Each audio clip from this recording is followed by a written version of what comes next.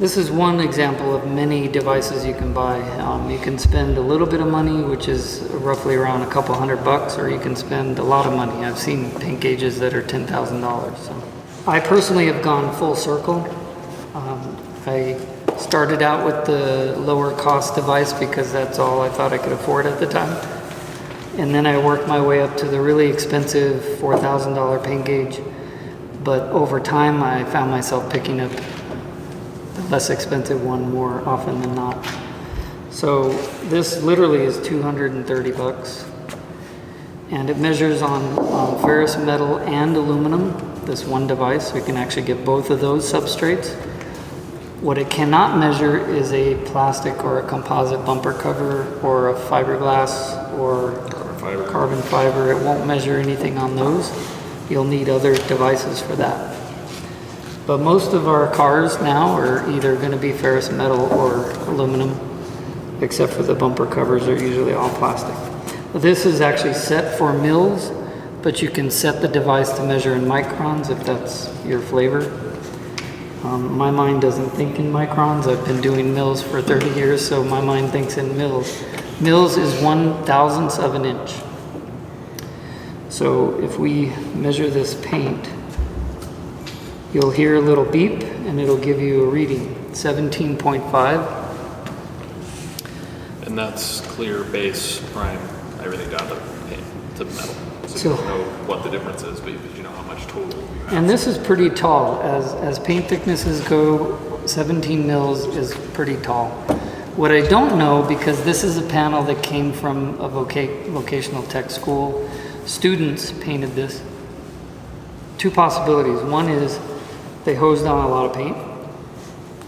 The other possibility is it's actually a refinish from a previous paint job and it's layers on layers. And when I see this thickness, that's probably what's happened. Is it was a painted hood that now got repainted. Now let's look over in a different spot. That's pretty consistent. 17.1. Put it on that sag. That nice big drip right here. Now we have 13, so we went from 17.5, 17.1 to 13. You know, it's actually getting more erratic because more often recently car factories are throwing together parts that are from other companies and other facilities. So it's possible now that, you know, bumper cover could be pre-painted by one company, installed at the other facility. Other parts like mirror housings and deck lids and some, like, you know, the part could actually come in painted. So that means somebody else is painted, totally different process, yeah. And even though the paint code's exactly the same, especially metallics, I mean, Percentage of metallic. even with a robot, it's hard to like exactly match the density of a metallic on one panel to another. But the other reason that it's possible you might visually see a difference is the clear coat's different. Much more flexible, more pliable clear coats are desirable for plastic panels. That way if you do get a small impact, they don't crack. Whereas your metal panels flex less. So there's different paints used on the car. It used to be far more common. Ferrari was very much about off-site painting. They painted basically kind of the cockpit on-site. Hoods, door panels were, but then everything that was like an accessory, a spoiler, anything else was done elsewhere. But like you say, that's becoming more and more common with everybody because it's cheaper. They can make the vendor paint it for them and ship it finished. Yeah. Instead of having to paint the whole car at once, they just bolt the pieces on. So we measure paint, and some of you could be really nerdy. Probably if you're in Matt's group, you probably are. What are you saying? There's a lot of people that measure like 10 different readings on one panel, and they measure it between steps. Like I'll measure it here, I'll measure it there, I'll measure it here, I'll measure it after the buff out. And I would assert that that's a good experience to do just as a learning experience, but you don't need to do that every time you sand a car. The main reason you pick out a paint gauge is to do what we call a go or no-go decision. It's basically read the paint thickness and make a decision, what am I going to do next? So to answer your question, if you're measuring paint that's 3 mils or less, and I'm talking about the total film build, 3 mils or less, that would be a no-go. In fact, I wouldn't even do aggressive polishing in that case. I would wax that sucker and add some shine and you're good to go. 3 mils or less is like the danger zone. It's when you get to 4 and 5 that it really gets risky, because depending on your procedure, you can actually remove up to a 1/2 mil of clear on a sanding and buffing procedure. Let's do our isolated scratch. I'm going to use the pneumatic tool. Got a good one right there. Now you could also use the electric sister. Higher speed, lower torque. This is lower speed, higher torque. So your sanding mark, even though you use the same exact disc, same exact diameter, you could end up with a different sanding mark. So this will be slightly more aggressive. All right, so you see our scratch? Everybody, you see that?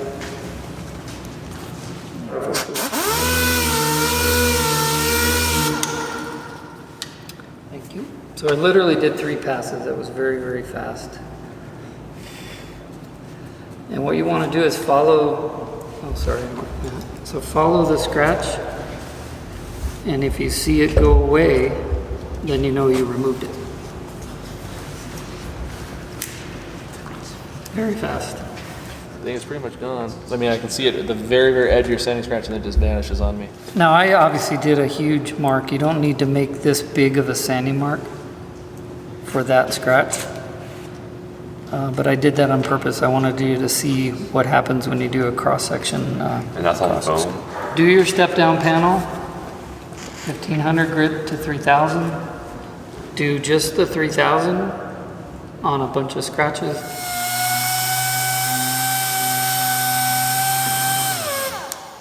That seems a little aggressive.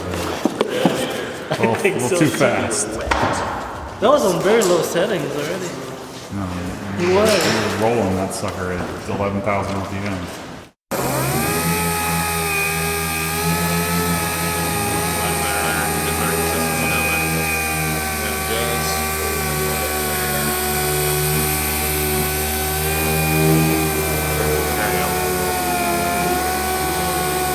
Then you want to stay on the edge.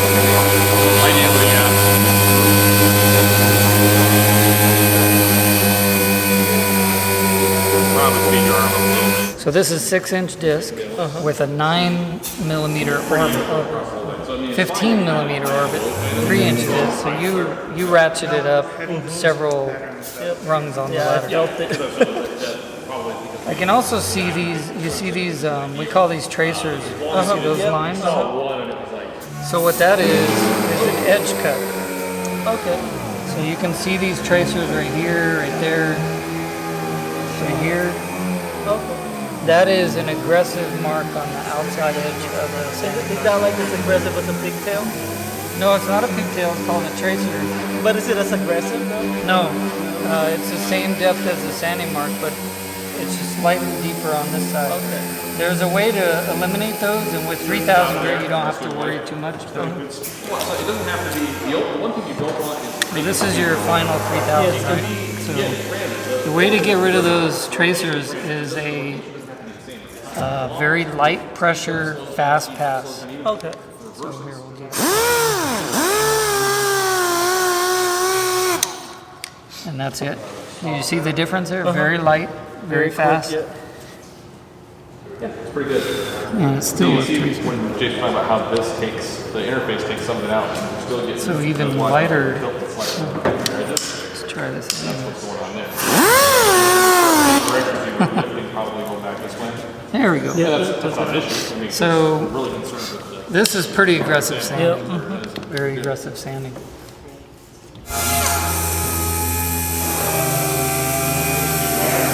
this is a pretty aggressive sanding mark.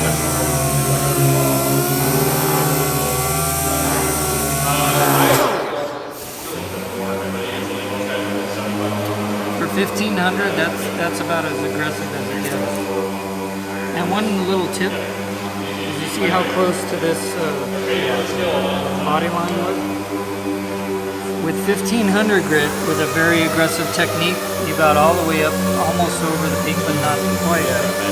So this sanding mark right in here is going to be hard to remove because you actually hit it with the side of the sandpaper. You're basically doing this on it.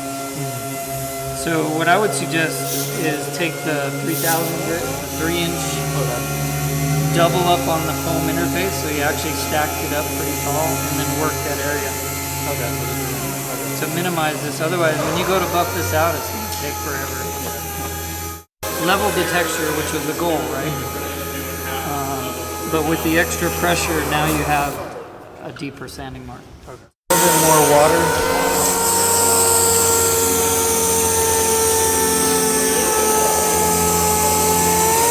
Concrete that's slurry. Oh, there you go. That's really Right. Okay. So I'm going too light on the. But you saw that the rotation was struggling a little bit. Yep. So what I just witnessed is we had very fast rotation. Sure, it jumped up there. And then you made an adjustment, and then there was too slow rotation. So Okay. somewhere in between. Yeah. Okay. Let's see what you got. I think it's too deep for that. That's a much better pattern. Squiggly thing. Are you talking about this? Yeah. Those, yeah. So what that is the hook material on this foam interface pad is going through that film disc and onto the paint. Huh. You know what, I was wondering, can this be done by dust collecting within the hole? Like within. Absolutely. So you're But you'll basically look- you'll building look up at the- residue in this? Do you see the thickness of whatever that tracer is? It happens to be very similar to Oh, the you're right. thickness of that. Yeah. And then you have to build up in here. So a little more water, a little less pressure. Well, the other thing I would do, what this is telling me is this paint is sensitive enough that even this micro hook is receiving a mark. Yeah. So guess what? You want to go You flat swap interface, the flat pad. Get a flat interface, and I would try to get a different disc without holes in it. Yeah. These marks, not the end of the world. What Those this will buff means is you will have to refine the sanding mark better with your 3000 grit. That's all this means. So is it okay to get it? Do you have this mark or? You not- wanna- it's not you wanna ideal, prevent but- it. You want to prevent it if you can, but if this is all you have, then you're going to have that mark, Okay. especially on this paint. But go to a hard paint, and you will not have that mark, or less of that mark. Even though we use the same combination. Same exact thing.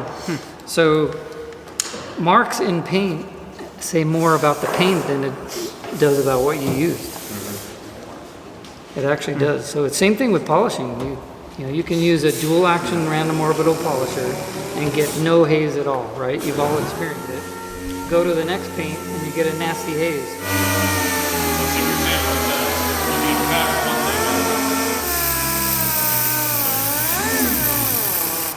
way harder than it looks.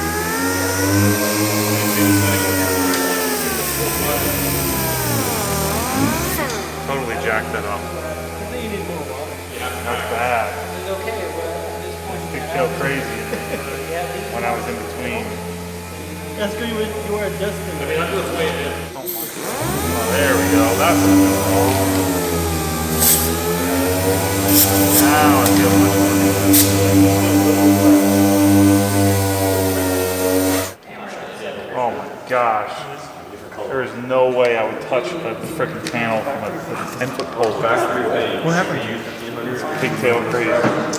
Depends on the hardship. Do it on purpose or? Start with No, I'm just trying to do it. It's detail sanding. There's all over, First test. everywhere. If it doesn't, this I've got no chance of this. Look at that. I'm like a gosh darn pigtail machine. I'm trying to figure out speed and I can't get the speed right. How wide is it? Yeah, why am I not flat? Why am I only getting half that? There you go. That's flat now. There you go. I don't know how to hold it. Very aggressive sanding here. So if you keep going, you're going to get pigtail. I'm trying to figure out how to speed the machine, speed of my hand, pressure of my hand. And I want to make like 15 passes to get it right, but then I'm getting blown through the whole darn thing. Yeah, look at that. Let's see him already before he drops. Well, but like I said, this is not the ideal scenario. You're not actually getting good products to work with. This is good. It teaches you how to work with what you got. Such a like awkward shape. guys all look like idiots holding on this thing. I feel like I'm a brand new baby learning how to walk. It just feels so darn foreign. I don't know why, just from a distance it looks easy.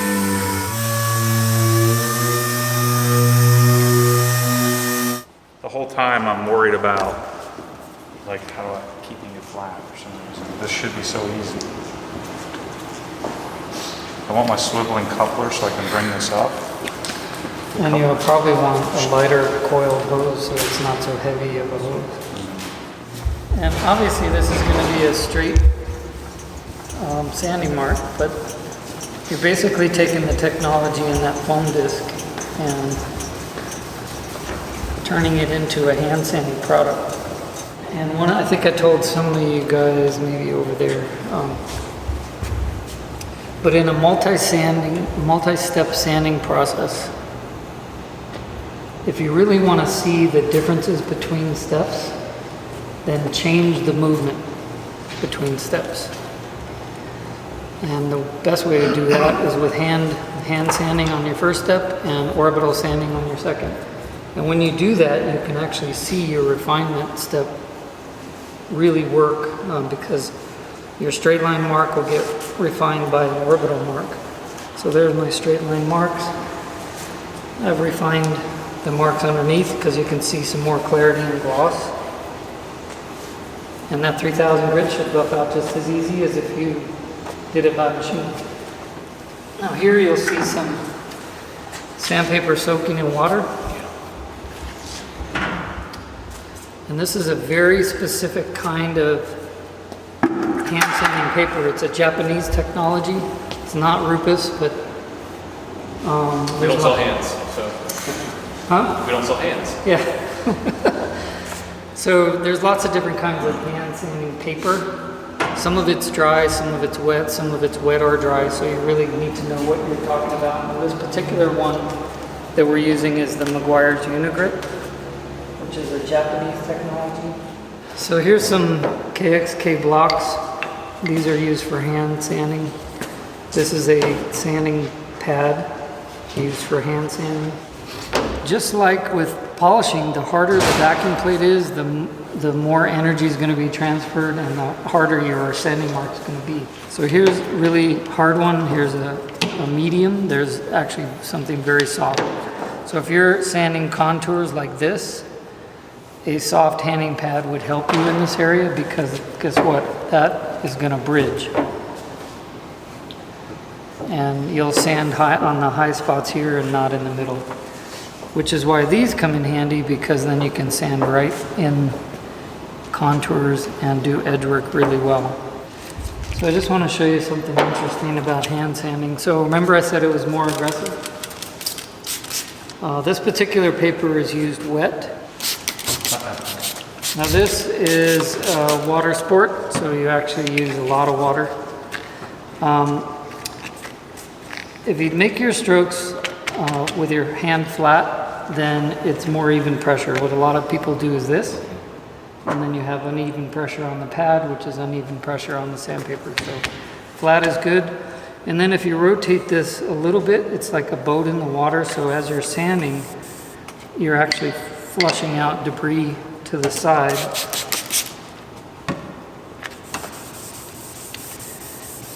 And you want to go about 6 to 8 inches of stroke length. And because you can't see the progress, you want to count strokes and stop at 8 strokes and then wipe off the water and see what you have. And by the way, in this case, a stroke is up and back is 1. Do you cross hatch or no? I do cross hatch. Can I get a clean towel somewhere? So if this is texture, have we leveled texture here? Yes. We meaning me. Yes. Yes. We did level texture. 2000 grit. So I just want to point out that just because it's a fine grit, and in your mind you plug in there, oh, it's fine grit, so it's not going to level texture. Just did it. How many strokes is that? 8. Yeah, this product likes a lot of water, and actually likes 1 drop of pH balanced car wash soap in your spray bottle because it likes a little bit of lubrication. But that's the look you want right there, and you level texture completely with 2000 grit. So the point of this is least aggressive method. A lot of people that hand sand, they immediately grab for 1000 grit, and the paint may not need 1000 grit. You want this straight mark for a couple reasons. One is that if I tried to have my hand replicate the motion of an orbital machine, it's not going to work. You're gonna have to detach your wrist in order to do that. So you could, in fact, I'm glad you asked that because I do see people do this and they think, oh, this, you know, the machine does this, so I should do this. Now, the problem with this approach, although it does work, is your hand from the beginning is not flat. And then every time you move it to a side, you're going to have uneven pressure on the sides of your sandpaper. So even that little bit of sanding right there, this is a more uneven sanding mark than what I did here. Another reason to go straight line is when I polish this out, I can see if I've gotten this mark out a lot easier than if I got this out. Make sense? Mm-hmm. So why do like Riddler cars and these, you know, high-end paint jobs, like why do they sand the whole darn car by hand rather than get the machine out? Well, the trend now is that they are getting the machine out, but the heavier, what I call the heavy cut, the heavier grits. So your first cuts with those kind of guys, you know, that are doing cars like this, they want absolute flat paint, no texture. And they've laid down a lot of clear to accommodate that. So some of those guys are starting at 600 grit with long blocks. And they're sanding, and then they go 800, and then they go 1,000, all this by hand. They don't kick into the machines until their refinement steps around 2,000 grit or 3,000 grit. So the best of both worlds is kind of a blend of those two methods. But the reason they do it, to answer your question, is they want super, super flat paint. Yeah. And the way you get that is by hand sanding. In the machines, you can't get up to the edge anyway, generally, right? Anything with an offset, it's going to struggle on the edge. Whereas, oh, I'm glad you said that, Matt, because I'll show you how to do that. So if we're trying to get a high level of correction, but we want to leave the most amount of paint on the car, but you're gonna go right up to that edge, and to control your back and forth marks, you'll make them shorter. So this is more control. I can tell by the clear coat I'm removing that I'm actually getting there. So I just leveled the texture along there with 2,000 grit. And if I step it out to 3,000, I'll take it even further. So you'll refine even more. But that's how, it's actually better probably if we did this block here. Because isn't that where you make a mistake, is that you level the texture on all the flat parts, and then your edges are all... It depends on the expectations and the goal of the whatever car you're working on. So if we're sanding and we're trying to do that, or we're trying to go to a car show and win some awards, this texture I just left here, you're going to sand all that off.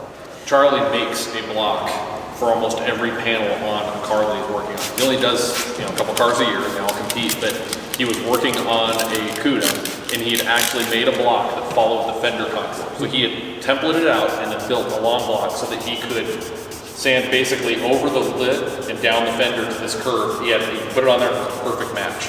So he would wrap that whole thing in paper, and he was doing these, just refining it. And then when he got down to like the last 5,000 grit pass, then he's on these. The way you did it with the big pad, I mean, you sanded the sides where the edges of the ped were, but the middles, it still has texture. And Here? isn't that the same issue that you kind of ran into with the 1M? It's about the block pressure. You're having even pressure. Yeah. You see it when you're done. You see where you You can messed tell up. exactly where you're pressing. You see when you dug in and you see where you missed. A slightly more rigid block will eliminate some of that because pressure anywhere on it's going to apply pretty even pressure. The softer the block, the more pressure translates through, so you get highs and So lows. notice those K blocks. There's a white core and then there's a black core. The black core is softer. I guess I'm just trying to figure out the benefit of doing this versus using a machine that with a. If you're building a car that's going to Grand National Roadster Show to win the America's Most Beautiful Roadster, it makes perfect sense. If you're sanding a car because you're just trying to take out a scratch and it's a car that you drive, then there's really no reason to get into hand sanding to any large degree. It's just that there's not a lot of benefit in it. So now we've got texture leveling all the way out to the edge here. Now, if you grab that block and do that, just wait till you see what it looks like. I'm assuming. If I grab that block, yeah, I'm trying, but it doesn't go. It doesn't look like that. I can tell you that right now. Well, and the strategy here, so I just hand block this, I remove the texture, switch to machine.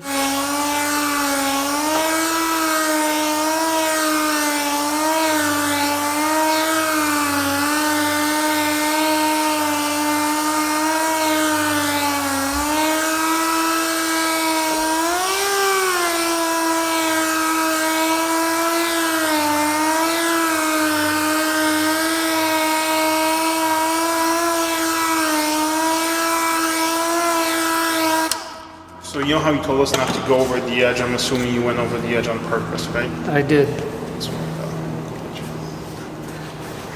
I thought. Do as I do, not as I say.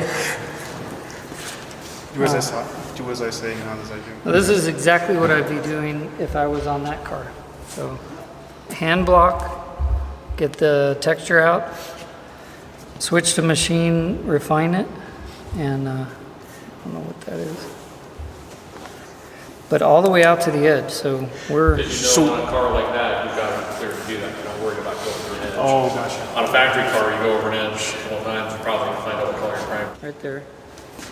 And now all my scratches are orbital, which means I fully refine that mark out. But that is literally how I'd do this. And then I would come up here and do the same thing this way. But I'm not sitting there riding on this peak that much. You'll notice my arm speed with this tool was really fast.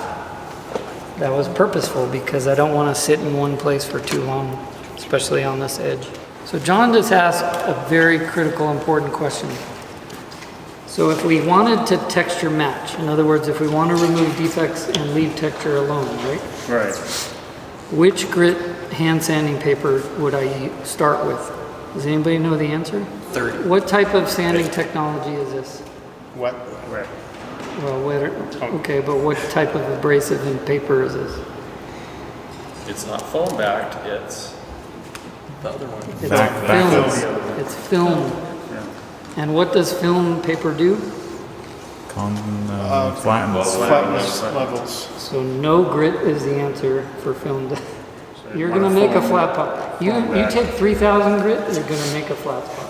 So to answer your question, the only way you can do what you want to accomplish, which is remove a defect and leave texture, you have to use the foam back technology. And if you want to do it by hand, you do it this way. Otherwise, any film disc, and I don't care if it's hand applied or machine applied, you're flattening paint. So I switched to 1500 with a thicker interface and a different type of pad without the dust extraction holes. I got much more consistency with the 1500 grit. I'm going to grab the block, see if I can get into these edges a little better, and then we'll go back and hit it with 3000.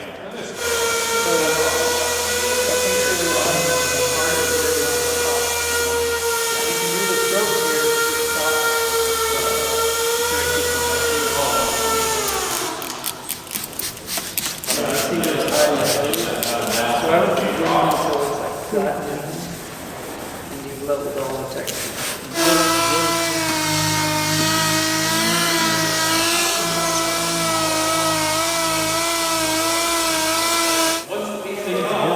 Dang, look at that. Pro. Getting there.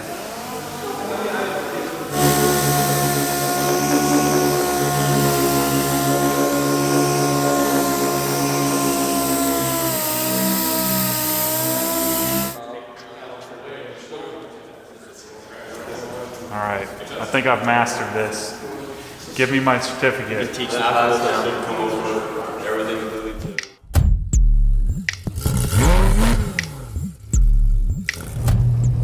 What happens when the force pulls you back, your foot naturally comes off the gas. You have to keep your foot to the floor, foot to the floor.